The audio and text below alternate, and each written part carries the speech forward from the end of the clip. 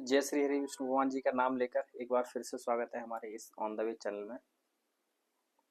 मैं आशा करता हूँ आप सभी से कि आप सब इस महान गरुड़ पाठ को सुनने में बहुत रुचि ले रहे होंगे और बहुत आनंद आ रहा होगा आपको कि हमने पिछले अध्याय में जो था गंगा जी के बारे में था और महान तीर्थों के बारे में था। तो आज का जो हमारा अध्याय है वो अध्याय है गया के बारे में। पिंडदान कर श्राद्ध करने से क्या फल मिलता है और गया का क्या महत्व है। ठीक है, तो चलिए आइए हम इस महान गरुड़ पाठ को पढ़ने से पहले इसमें जो दी हुई स्तुति है उसको हम पहले करते हैं भगवान विष्णु की। उसके बाद फिर इस महान गरुड़ पाठ को पढ़ेंगे और उसमें जानेंगे कि गया का क्या महत्व है और श्राद्ध करने के क्या फल मिलते हैं। तो जय श्री हरि विष्णु भगवान का नाम लेकर हम अपनी स्तुति को करते हैं और आप भी हमारे साथ करें ताकि आपको भी इस महान गरुड़ पाठ को सुनने में जो रुचि आ रही है और भी ज्यादा आपको आनंद आए। तो तुमेव माता च पिता तुमेव बंधु च सखा तुमेव विद्या द्रवम तुमेव सर्वम देव देव। जय श्री हरि विष्णु। तो आइए हम अपने अध्याय की ओर बढ़ते हैं और जानते हैं कि हमारे अध्याय का नंबर क्या है और इसमें जो महात्म्य जो अध्याय दिया गया है उसका नाम क्या है। तो हमारा जो अध्याय का नंबर है वो है 64 और जो नाम है अध्याय का वो है गया महात्म्य, गया का महत्व तथा गया क्षेत्र के तीर्थ में श्राद्धादि करने का फल। मतलब गया क्षेत्र के तीर्थ में श्राद्ध करने का फल और उसका महत्व गया क्षेत्र में क्या है। ठीक है, गया का महत्व क्या है। तो आइए हम इस महान जो अपना तीर्थ स्थल है उसके बारे में जानते हैं। ठीक है, और जो भी नए व्यूअर्स हैं मैं उनसे हाथ जोड़ के प्रार्थना करता हूँ कि इस चैनल को सब्सक्राइब जरूर करें और इस महान गरुड़ पाठ के जो भी अध्याय हैं वो आप औरों को भी शेयर करें। और हमारे चैनल पर प्लेलिस्ट बनी हुई है, ठीक है, तो उस प्लेलिस्ट में आप पिछले जो अध्याय में हमारे अपलोड हैं उनको आप शुरू से सुन सकते हैं और जहाँ से आपने नहीं सुना है वहाँ से भी आप सुन सकते हैं।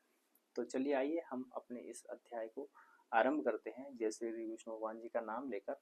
और इसका जो नाम है वो मैं बता देता हूँ। गया महात्म्य, मतलब महात्म्य का मतलब गया का महत्व तथा गया क्षेत्र के तीर्थों में श्राद्धादि करने का फल।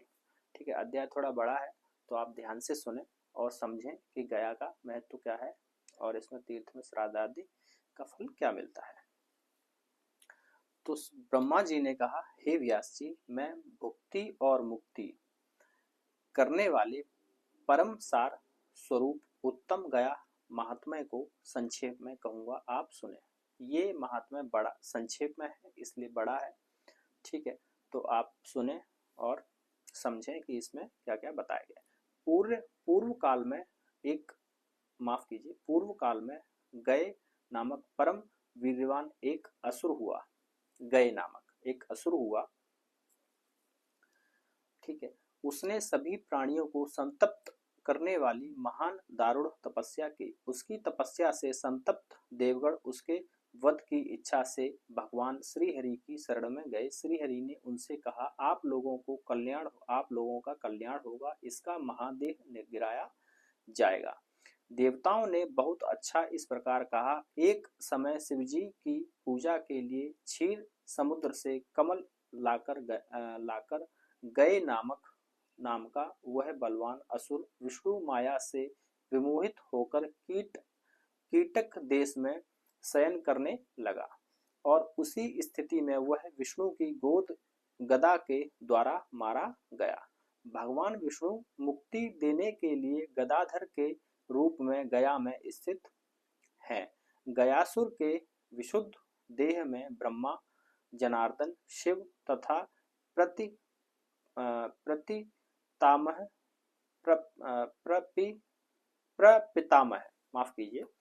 प्रपितामह स्थित हैं। विष्णु ने वहां की मर्यादा स्थापित करते हुए कहा कि इसका देह पुण्य क्षेत्र के रूप में होगा। यहाँ जो भक्ति यज्ञ श्राद्ध पिंडदान अथवा स्नानादि करेगा वह स्वर्ग तथा ब्रह्मलोक में जाएगा, नरक गामी नहीं होगा। पितामह ब्रह्मा ने गया तीर्थ को श्रेष्ठ जानकर वहां यज्ञ किया और ऋत्विक रूप में आए हुए ब्राह्मणों की पूजा की। ब्रह्मा ने वहां सरस्वती अर्थात जल से भरपूर एक विशाल नदी, वापी जलाशय आदि तथा विविध भक्ष्य भोज्य फल आदि और कामधेनु की सृष्टि की।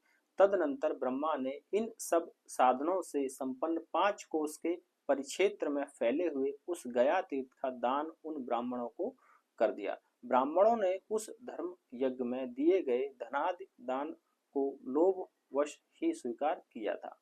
अतः उसी काल से वहां के ब्राह्मणों के लिए यह साफ हो गया कि तुम्हारे द्वारा अर्जित विद्या और धन 3 पुरुष पर्यंत अर्थात 3 पीढ़ियों तक स्थायी नहीं रहेगा। तुम्हारे इस गया परिक्षेत्र में प्रवाहित होने वाली सरस्वती नदी, रसवती नदी जल एवं पत्थरों के पर्वत मात्र के रूप में ही अवस्थित रहेगी।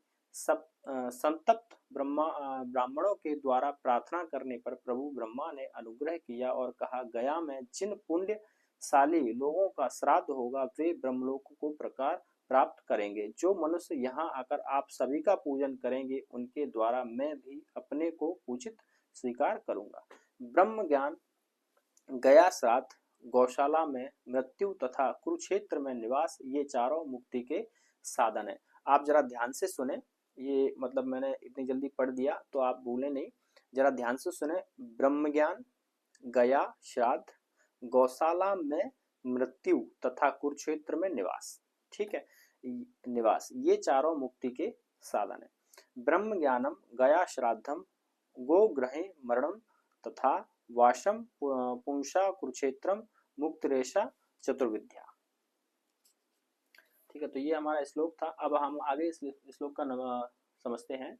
हे व्यास जी, सभी समुद्र, नदी, वापी, कूप, तड़ाग आदि जितने भी तीर्थ हैं वे सब इन गया तीर्थ में स्वयं स्नान करने के लिए आते हैं। इससे संदेह नहीं है, गया में श्राद्ध करने से ब्रह्म हत्या, सुरापान, स्वर्ण की चोरी, गुरु पत्नी गमन और उक्त संसर्ग जनित सभी महापातक नष्ट हो जाते हैं। अब आगे इसमें श्लोक दिया गया है। ब्रह्म हत्या सुरापानम स्तेयम गुरु गणागम पापम तत् संगज सर्व गया श्राद्धाद विनश्यति। जिनकी संस्कार रहित दशा में मृत्यु हो जाती है अथवा जो मनुष्य पशु तथा चोर द्वारा मारे जाते हैं या जिनकी मृत्यु सर्प के काटने से होती है, वे सभी गया श्राद्ध कर्म के पुण्य से बंधन मुक्त होकर स्वर्ग चले जाते हैं। गया तीर्थ में पितरों के लिए पिंडदान करने से मनुष्य को जो फल प्राप्त होता है 100 करोड़ वर्षों में भी उसका वर्णन मेरे द्वारा नहीं किया जा सकता। मतलब गया क्षेत्र में जो पिंडदान करते हैं, ठीक है, जो भी श्राद्ध करते हैं, पिंडदान करते हैं, उसमें इसमें ये बताया गया है कि 100 करोड़ वर्षों में भी उसका वर्णन नहीं हो सकता, इस तरह उनका फल मिलता है। ठीक है, तो ब्रह्मा जी ने पुनः व्यास जी से कहा, कीकट देश में गया पुण्यशाली है, राजगृह वन तथा विषय चारण परम पवित्र है एवं नदियों में पुना नामक नदी श्रेष्ठ है। गया तीर्थ में पूर्व, पश्चिम, दक्षिण तथा उत्तर में मुंड पृष्ठ नामक तीर्थ है, जिसका मान 2.5 कोश विस्तृत कहा गया है। गया क्षेत्र का परिमाण 5 कोश और गया सिर का परिमाण 1 कोश है। वहां पर पिंडदान करने से पितरों को शाश्वत प्राप्ति हो जाती है। पंचक्रोशम गया क्षेत्रम क्रोशमेकम गया शिरम तत्र पिंड प्रदानैन तृप्ति भरवती शाश्वती। विष्णु पर्वत से लेकर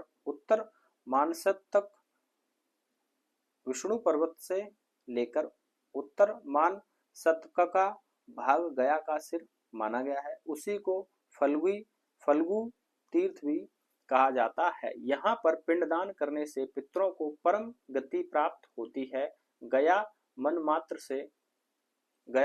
मात्र से ही व्यक्ति पितृ ऋण से मुक्त हो जाता है। गमन मतलब गया जाने मात्र से ही पितृ ऋण से मुक्त हो जाता है। गया मात्रेण पितृ पितृणाम मनरणो भवेति। गया क्षेत्र में भगवान विष्णु पितृ देवता के रूप में विराजमान रहते हैं। पुंडरीकाक्ष उन भगवान जनार्दन का दर्शन करने पर मनुष्य अपने तीनों ऋणों से मुक्त हो जाता है। गया तीर्थ में रथमार्ग तथा रुद्रपद आदि में कालेश्वर भगवान केदारनाथ का दर्शन करने से मनुष्य पितृ ऋण से मुक्त हो जाता है। वहां पितामह ब्रह्मा का दर्शन करके वह पाप मुक्त और प्रपितामह का दर्शन कर अनामय लोक की प्राप्ति करता है। उसी प्रकार गदाधर पुरुषोत्तम भगवान विष्णु को प्रयत्न पूर्वक प्रमाण करने से उसका पुनर्जन्म नहीं होता है। हे ब्रह्मर्षि, गया तीर्थ में मौन धारण करके जो मौनादित्य और महात्मा कन कारक का दर्शन करता है वह पितृ ऋण से विमुक्त हो जाता है और ब्रह्मा की पूजा करके ब्रह्मलोक को प्राप्त करता है। जो मनुष्य प्रातः काल उठ करके गायत्री देवी का दर्शन कर विधि विधान से प्रातः कालीन संध्या संपन्न करता है उसे सभी वेदों का फल प्राप्त हो जाता है। जो व्यक्ति मध्य काल में सावित्री देवी का दर्शन करता है वह यज्ञ करने का फल प्राप्त करता है। इसी प्रकार जो सायंकाल में सरस्वती देवी की दर्शन करता है उसे दान का फल प्राप्त होता है। यहाँ पर्वत पर विराजमान भगवान शिव का दर्शन करके मनुष्य अपने पितृ ऋण से मुक्त हो जाता है। धर्मारण्य और उस पवित्र वन के स्वामी धर्म स्वरूप देव का दर्शन करने से समस्त ऋण नष्ट हो जाते हैं। इसी प्रकार गृद्धेश्वर महादेव दर्शन करके कौन ऐसा व्यक्ति है जो भव बंधन से मुक्त नहीं हो सकता। प्राणी धेनुवन गौ प्रचार तीर्थ। प्राणी धेनुवन मतलब गौ प्रचार तीर्थ नामक महातीर्थों में धेनु का दर्शन करके अपने पितरों को ब्रह्मलोक ले जाता है। प्रभास तीर्थ में प्रभासेश्वर शिव का दर्शन लाभ करके मनुष्य परम गति को प्राप्त होता है। कोटीश्वर और अश्वमेध का दर्शन करने पर ऋण का विनाश हो जाता है। स्वर्ग द्वारेश्वर का दर्शन करके मनुष्य भवबंधन से विमुक्त हो जाता है। उसी धर्मारण्य में अवस्थित गदालोल तीर्थ तथा भगवान रामेश्वर का दर्शन करके मनुष्य स्वर्ग को प्राप्त होता है। भगवान ब्रह्मेश्वर दर्शन से ब्रह्म हत्या के पाप से विमुक्त हो जाता है। मुंडपृष्ठ तीर्थ में महाचंडिका दर्शन करके प्राणी अपनी समस्त इच्छाओं को पूर्ण कर लेता है। फल्गु तीर्थ के स्वामी फल्गु चंडी देवी, गौरी मंगला, गौमक, गोपति, अंगारेश्वर, सिद्धेश्वर, गयादित्य, गज तथा मार्कंडेश्वर भगवान के दर्शन करने से व्यक्ति पितृ ऋण से मुक्त हो जाता है। फल्गु तीर्थ में स्नान करके जो मनुष्य भगवान गदाधर दर्शन करता है वह पितरों के ऋण से मुक्त हो जाता है। पुण्य कर्म करने वाले जनों के लिए क्या इतने कर्म से पर्यांत संतोष नहीं होता है। अरे इन तीर्थों में अवस्थित देव दर्शन तथा स्नान करने से मनुष्य की कुल की 21 पुरुष पर्यंत पीढ़ियां ब्रह्मलोक को प्राप्त होती हैं। 21 पीढ़ियों तक ब्रह्मलोक हो जाती है। पृथ्वी पर जितने भी तीर्थ, समुद्र और सरोवर हैं वे सभी प्रतिदिन एक बार फाल्गु तीर्थ जाते हैं। पृथ्वी में गया पुण्यशाली तीर्थ है। गया में गयाशिव श्रेष्ठ है और उसमें भी फाल्गु तीर्थ उसका मुख्य भाग है। अब इसमें श्लोक पढ़ते हैं हम। पृथ्व्यानि तीर्थानि ये समुद्राः सराच च फल्गु तीर्थम गमिष्यन्ति वार्मेकं दिने दिने। पृथिव्या च गया पुण्या गयायां च गयाशिरम श्रेष्ठम तथा फाल्गु तीर्थम तन्मुखम च सुरस्य ही। उदीची कनका नदी और नाभि तीर्थ उनका मध्य भाग है। उसी तीर्थ के सन्निकट ब्रह्म सदस्य तीर्थ है जो स्नान करने से मनुष्य को ब्रह्मलोक प्रदान करता है। वहां पर स्थित कूप में पिंडदान आदि कृत्य करके मनुष्य अपने पितरों के ऋण से विमुक्त हो जाता है। अक्षय वट में श्राद्ध कर्म संपन्न करके मनुष्य अपने पितृ गणों को ब्रह्मलोक प्राप्त करता है। हंस तीर्थ में स्नान करके मनुष्य सभी पापों से मुक्त हो जाता है। कोटि तीर्थ, गया, लोल, वैतृण तथा गोमक तीर्थ में पितरों के लिए श्राद्ध करने पर मनुष्य अपने 21 पुरुष पर्यंत मतलब 21 पीढ़ी को ब्रह्मलोक ले जाता है। ब्रह्म तीर्थ, राम तीर्थ, अग्नि तीर्थ, सोम तीर्थ और राम हृदय तीर्थ में श्राद्ध करने वाला अपने पितरों को ब्रह्मलोक प्राप्त करता है। उत्तर मानस तीर्थ में श्राद्ध करने पर पुनर्जन्म नहीं होता।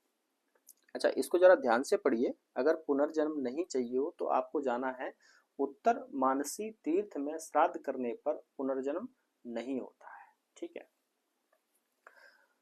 और आगे हम पढ़ते हैं। दक्षिण मानसी तीर्थ में श्राद्ध करने से श्राद्ध करने वाले अपने पितरों को ब्रह्मलोक पहुंचाते हैं। स्वर्ग द्वार तीर्थ में श्राद्ध करने से भी श्राद्धकर्ताओं के पितृजन ब्रह्मलोक को जाते हैं। भीष्म तर्पण का कृत्य जिस स्थान पर हुआ था उस कूट स्थान पर श्राद्ध करने से भी मनुष्य पितृगणों को भवसागर से पार उतार देता है। दृंदेश्वरी तीर्थ में श्राद्ध करने से श्राद्धकर्ता अपने पितृ ऋण से विमुक्त हो जाते हैं।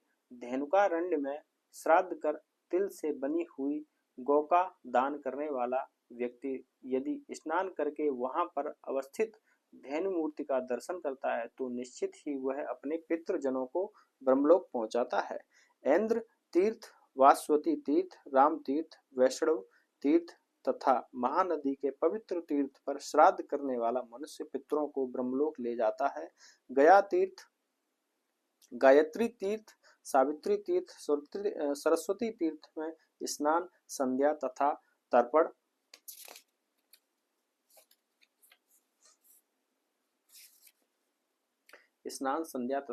करके श्राद्ध क्रिया संपन्न करने से श्राद्धकर्ता 101 पुरुष पर्यंत पितरों की पीढ़ी को ब्रह्मलोक ले जाता है।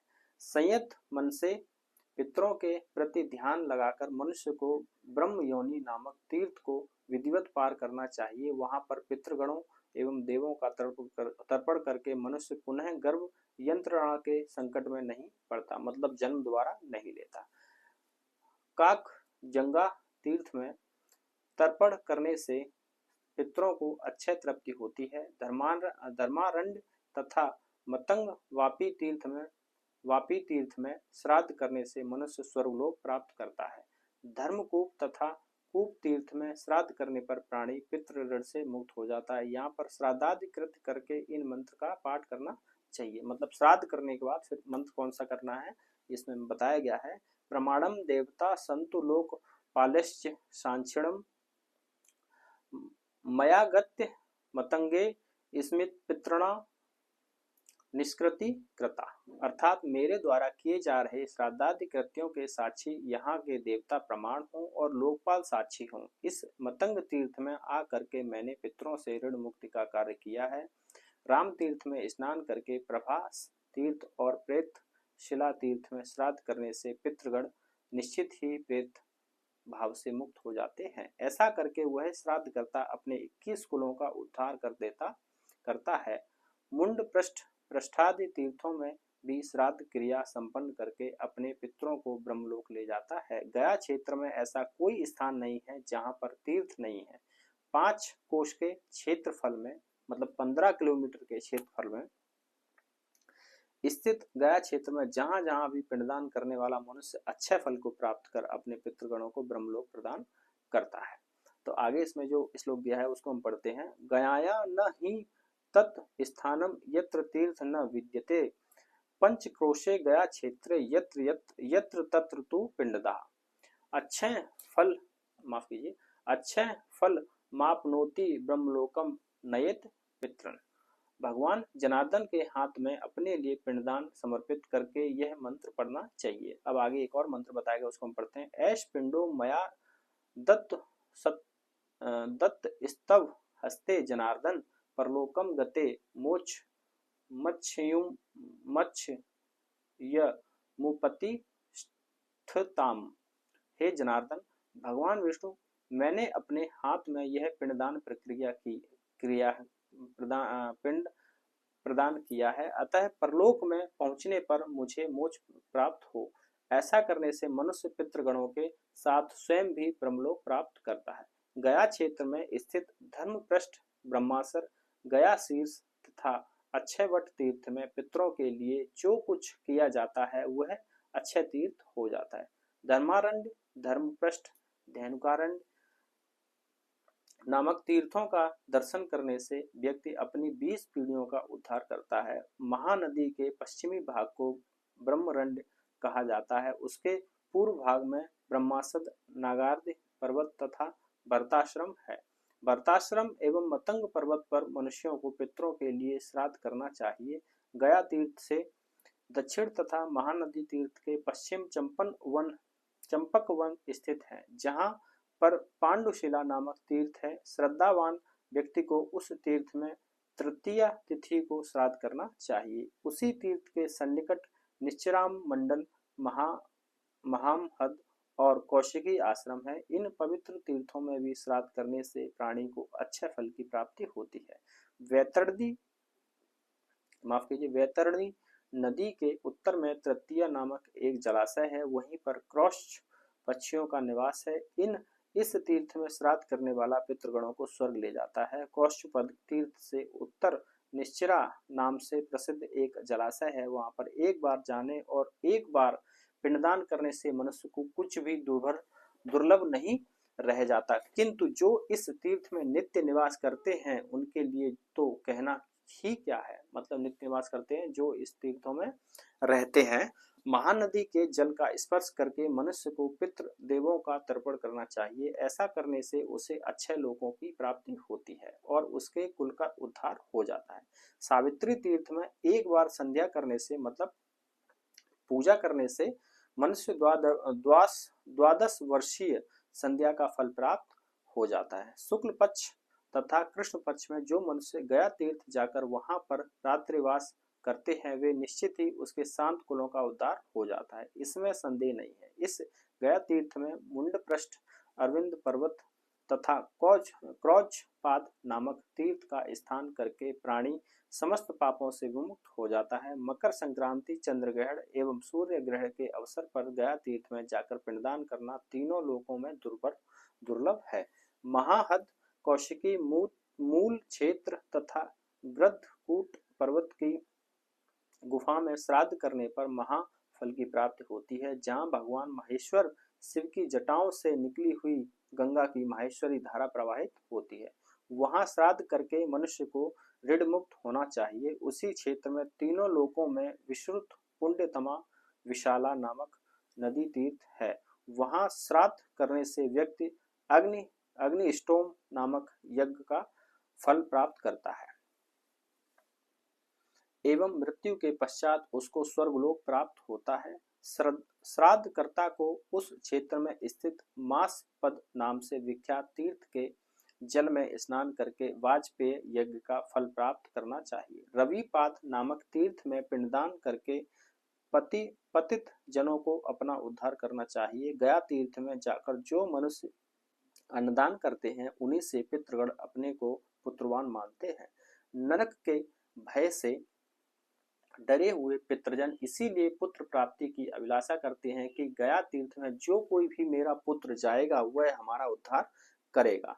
इस तीर्थ में पहुंचे हुए अपने पुत्र को देखकर पितृजनों में यह उत्सव होता है कि यहाँ पर आया हुआ यह मेरा पुत्र अपने पैरों से भी इस तीर्थ के जल का स्पर्श करके हम सबको निश्चित ही कुछ न कुछ प्रदान कर देगा। मतलब ये है कि गया तीर्थ में आप जाएं और गया तीर्थ में जैसे ही आपका पैर रखा तो उनका उद्धार हो जाता है। ठीक है, तो हम आगे इसमें जो अध्याय है श्लोक है वो पढ़ते हैं। गया प्राप्तम सुनतम दृष्ट्वा पितृणामुत्सवो भवेत् पद्मभ्यामपि जलम स्पष्टा असंयम किल दृश्यति। अपने पुत्र अथवा पिंडदान देने के अधिकार अन्य किसी वंश के द्वारा जब कभी इस गया क्षेत्र में स्थित गया कूप नामक पवित्र स्थान में जिसके भी नाम से पिंडदान दिया जाता है उसे शाश्वत ब्रह्म गति प्राप्त करा देता है। आत्मजो वा तथान्यो वा गया कूपे यदा तदा यात्राम्ना पातयेत पिंड्या नयेद ब्रह्म शाश्वत। वहां पर स्थित कोटि तीर्थ में जाने से मनुष्य को पुंडरीक विष्णुलोक प्राप्त होता है। उस क्षेत्र में त्रिलोक विश्रुत वैतरणी नामक नदी है। वह उस गया क्षेत्र में पितरों का उद्धार करने के लिए अवतरित हुई है। जो श्रद्धालु व्यक्ति वहां पर पिंडदान एवं गोदान करता है वह निश्चित ही उसके द्वारा अपने कुल की 21 पुरुष पर्यंत पीढ़ियों का उद्धार होता है, इसमें संदेह नहीं है। अब अगला जो हमारा श्लोक है वो पढ़ते हैं। या सा वैतरणी नाम त्रिषु लोकेषु विश्रुता सा सावतीर्णा गया क्षेत्रे पितृणा तारण्या ही। यदि मनुष्य किसी समय गया तीर्थ की यात्रा करता है तो वहां पर उसके द्वारा उन्हीं कुल के ब्राह्मणों को भोजन करवाना चाहिए जिनका ब्रह्मा ने अपने यज्ञ में वर्णन किया था। उस गया तीर्थ में ब्रह्मपद तथा सोमपान नामक तीर्थ उन्हीं ब्राह्मणों के स्थान हैं जिनका निर्माण ब्रह्मा जी ने किया था। इन ब्रह्मा के द्वारा प्रकल्पित तीर्थ पुरोहितों की पूजा करने पर पितृगणों के देवता भी पूजित हो जाते हैं। उस गया तीर्थ में हव्य कव्यादि पकवान के द्वारा वहां के ब्राह्मणों को विधिवत संतुष्ट कराना चाहिए। गया में निवास तथा देह परित्याग की भी विधि है। उत्तमोत्तम गया क्षेत्र में जो वृक्षोत्सर्ग करता है उसे 100 अग्निष्टम यज्ञों का पुण्य लाभ होता है, इसमें संदेह नहीं है। बुद्धिमान मनुष्य को इस गया क्षेत्र में अपने लिए भी तिल रहित पिंडदान करना चाहिए और अन्य व्यक्तियों के लिए भी पिंडदान करना चाहिए। हे व्यास जी, जाति के जितने भी पितृ बंधु बांधव एवं सुहंद जन हो उन सभी के लिए गया भूमि में विधि पूर्वक पिंडदान किया जा सकता है। राम तीर्थ में स्नान करके मनुष्य 100 गोदान का फल प्राप्त करता है। मतंग वापी में स्नान करके 1 सहस्त्र गायों का दान का फल प्राप्त होता है। निश्चरा संगम में स्नान करके मनुष्य अपने पितृजनों को ब्रह्मलोक ले जाता है। वशिष्ठ आश्रम में स्नान करने से वाजपेयी यज्ञ का फल प्राप्त होता है। महाकौशिकी तीर्थ में निवास करने से अश्वमेध यज्ञ का फल प्राप्त होता है। ब्रह्म सरोवर के निकट संसार को पवित्र करने वाली प्रसिद्ध अग्निधारा नामक नदी प्रवाहित होती है, उसी को कपिला कहते हैं। इस नदी में स्नान करके कृत हुआ श्रद्धालु व्यक्ति पितरों के लिए श्राद्ध करके अग्निष्टोम यज्ञ का फल प्राप्त करता है। कुमार धारा में श्राद्ध करके मनुष्य को अश्वमेध यज्ञ का फल प्राप्त करना चाहिए और वहां पर स्थित कुमार देव को प्रणाम निवेदन करके उसे मोक्ष प्राप्त कर लेना चाहिए। सोमकुंड तीर्थ में स्नान करके मनुष्य सोमलोक को जाता है। संवर्त वापी नामक तीर्थ में स्नान करके पिंडदान करने वाला प्राणी महासौभाग्यशाली बन जाता है। प्रेत कुंड तीर्थ में पिंडदान करने से मनुष्य सभी पापों से विमुक्त हो जाता है। देव नदी ले लिहान मथन जानुगर्तका तथा इसी प्रकार के अन्य पवित्र तीर्थों में पिंडदान करने वाला मनुष्य अपने पितृजनों को तार देता है। गया क्षेत्र में वशिष्ठेश्वर आदि देवताओं को प्रणाम करके प्राणी सभी ऋणों से मुक्त हो जाता है। तो ये जो हमारा अध्याय था ये गया क्षेत्र के मतलब गया तीर्थ के बारे में था और आगे भी इसमें जो मैं अध्याय जैसे देख पा रहा हूँ वो भी गया के ही बारे में है। तो मैं उस अध्याय का नाम बता देता हूँ, गया के तीर्थों का महात्म्य तथा गया शीर्ष में पिंडदान की महिमा में विशाल की कथा। अब इसमें एक कथा आएगी, ठीक है, उसको हम अध्याय अगले वीडियो में पढ़ेंगे, अगले अध्याय में, ठीक है। तो आज के अध्याय को हम यहीं पर विराम देते हैं। तो अगले अध्याय को हम नेक्स्ट वीडियो में पढ़ेंगे और जुड़े रहे हमारे चैनल के साथ। और गया क्षेत्र का अभी हमारा ये चल रहा है, ठीक है, और आगे भी जो अध्याय आने वाले हैं कुछ एक दो, तो वो भी गया क्षेत्र के ही बारे में है जैसे कि मैंने इसमें देखा था, ठीक है। तो मिलते हैं अगले अध्याय के साथ। जय श्री हरि विष्णु। बने रहे हमारे चैनल के साथ और सुनते रहें ऐसे ही इस महान गरुड़ पुराण को। जय श्री हरि विष्णु। नमस्कार आप सभी।